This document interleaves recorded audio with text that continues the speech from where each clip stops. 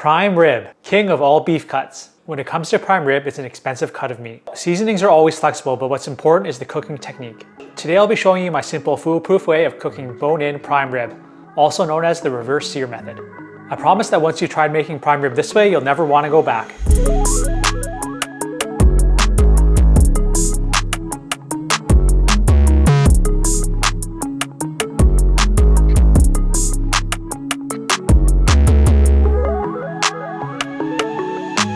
If you're new here, my name is Kevin and I've lost over 50 pounds with the keto and carnivore diets. Before we get started, don't forget to hit the like and subscribe button and turn on the notification bell to make sure you're notified whenever we post a new video. Let's get right into it. Prime rib is a great way to treat yourself if you're on a keto or a carnivore diet because it has a high fat to protein ratio of about 70-30 and is extremely tasty and tender, if cooked right. We bought the 6-pound prime rib from Costco. When looking for bone-in prime rib, we always look for a piece that's well marbled. The marbling is what gives you that great tenderness and taste. Remember, fat isn't only healthy, it's also flavor.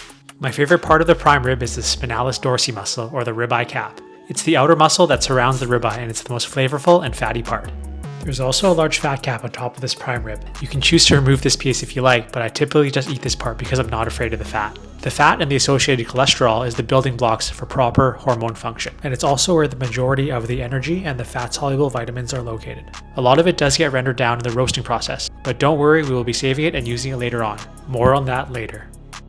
You can also choose to remove the ribs from the roast as well, but I leave them on because they add flavor to the meat and also act as an insulator to help the meat cook evenly. The first step is to take some paper towel and dry off the roast very thoroughly. Make sure you dry every square inch of the roast. By drying off completely, we will ensure deep brownage, crispiness, and a nice crust once we roast it in the oven.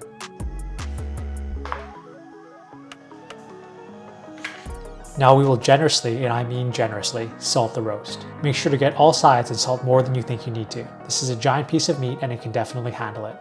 You can go as high as 3/4 teaspoons of salt per pound, and a lot of it will just fall off the meat.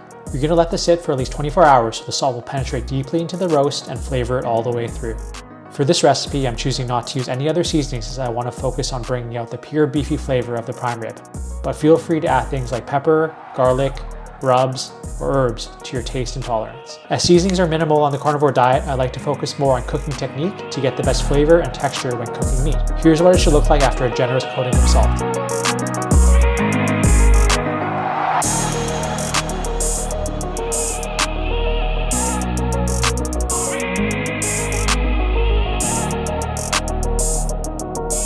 Now we are going to even further work on developing a nice crust by drying it out in the fridge. First, get a roasting tray and insert a mesh rack.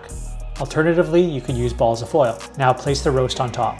We want to make sure we place it on a mesh rack so that air can circulate around the roast and there are no pockets of moisture that are trapped on the surface of the meat. The goal of this step is to fully dry out the outside of the prime rib so that when we bake it in the oven, it develops a nice crust. This is almost like a mini dry age and can help tenderize the meat even further and will add additional flavor as it gives time for the salt to soak in. It should look like this after about 24 hours.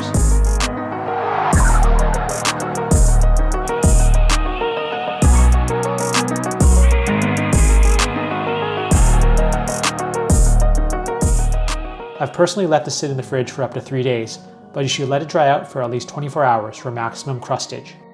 Now get yourself one of these thermometers. Stab the roast directly into the center of the eye and set the thermometer to your desired doneness. I'm setting it at 135 for a medium finish. Note that the meat can rise an additional 5 to 10 degrees once taken out of the oven. Make sure to pull the roast out of the fridge 2 to 3 hours before roasting it for it to warm up a little bit. We will slowly bring it up to temp by setting the oven low at 250 degrees Fahrenheit. We want to be as gentle as possible during this step so that the meat is cooked evenly throughout. We're trying to avoid a gray ring on the outside and a pink center on the inside, which can happen if you cook a roast quicker at higher temperatures. In our oven, this took about 4 hours, but it can vary, so it's best to use a thermometer. All you have to do is set the correct temperature and the alarm will go off when it's cooked perfectly. This eliminates the need to have to constantly probe the meat with an instant read thermometer and have to sit beside your oven in fear of it overcooking. After it hits temperature, it should look something like this.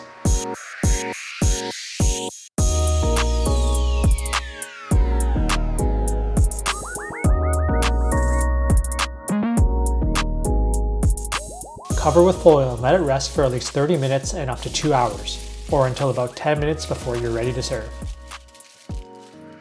Pour off all the accumulated fat and drippings from the roasting pan into a bowl. Now you could use this to make gravy, However, we're going to use it to baste the roast and get it ready for the final step.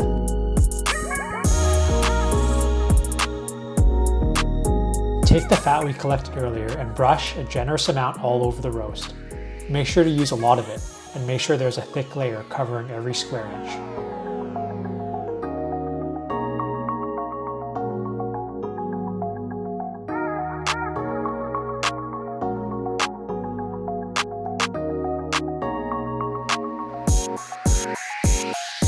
The final step is the sear, the piece de resistance of the reverse sear method.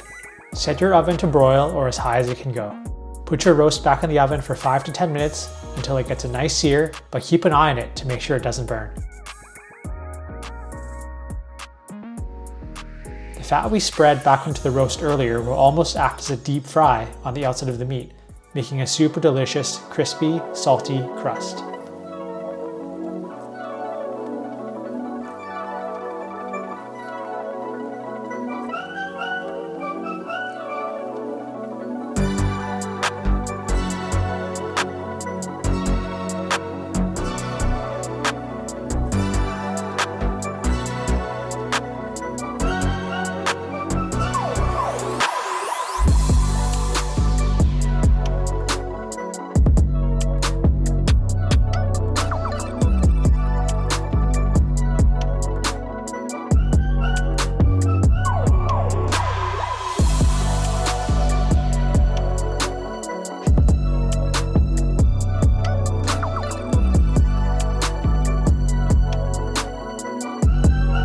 The roast has already rested, so you can carve into it right away. Start by cutting off rib bones, as they will make it easier to carve the main roast. The ribs are one of my favorite parts to eat, and an optional step would be to throw these ribs back into the broiler for an extra 5 minutes to brown the rarer parts and get them even crispier.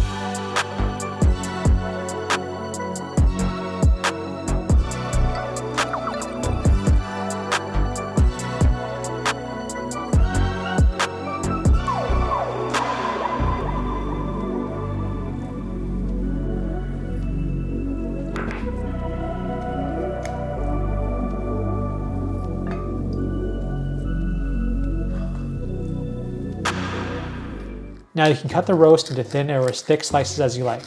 I'm cutting about 1-inch slices.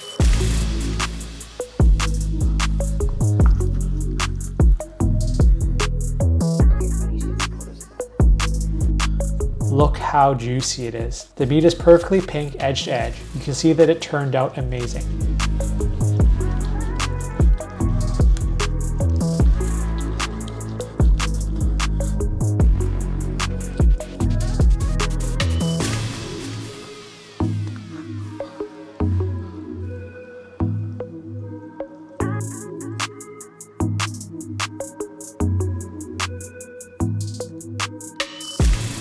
This has been a 2-day or more process, but this is an expensive piece of meat. It is important to make sure it is treated right and with respect, but it's finally time to dig in. Okay, let's go in for the taste. Get a nice piece from the spinalis.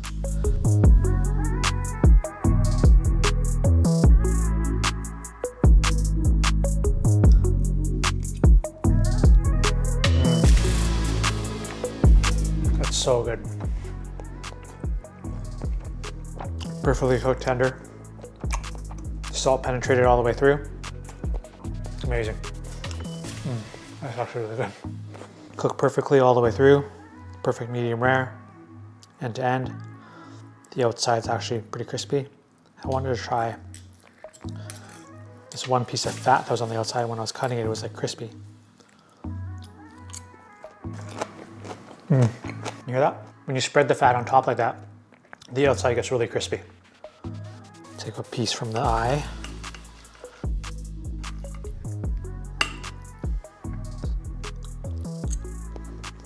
So juicy. If you liked our recipe today, make sure to hit that like and subscribe button and hit the notification bell to make sure you're updated whenever we post a new recipe. Let us know in the comments down below the last time you had prime rib. Until next time.